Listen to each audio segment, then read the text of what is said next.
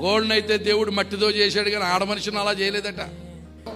కాకి గోల, కోకిల ఏల, చీమలో నుంచి శ్రమించే గుణం, నెమల్లో నుంచి నాట్యం, నక్కలో నుంచి చిత్తులు, ఇవన్నీ తీసి ఆడ మనుషులు పెట్టాడట.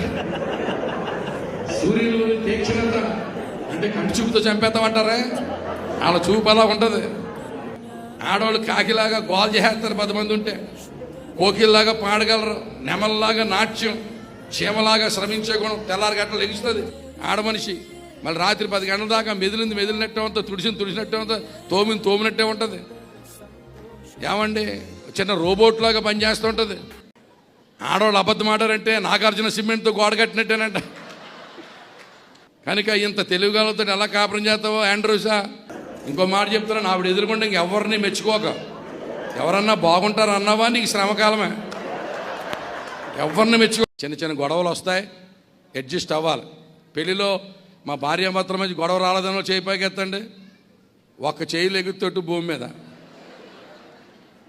భార్యాభర్త గొడవలు వస్తాయి. ఒకసారి గొడవ వచ్చి భార్య అన్నదట, ఇది నా మంచం నువ్వు కింద అడుకో అన్నదట.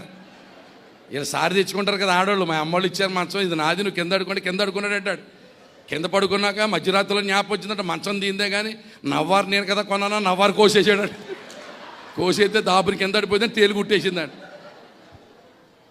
కోసేసుకుంటే కుటుంబాలు ఉండవు నాన్న, పాప కింద అడుకోమంటావా? గొడవలు వస్తాయి, అడ్జస్ట్ అవ్వాలి. ఏం చేయాలండి? సర్దుకుపోదామని రండి అని రాస్తారు ఆటోల మీద.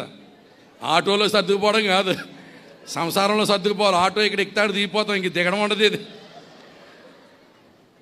So adjustment is very important అన్నా. ఏంటన్నావా? చాలా మంచిది. దాని లేచి నిలబడి పెళ్లి చేస్తాను ఇంకెందుకు.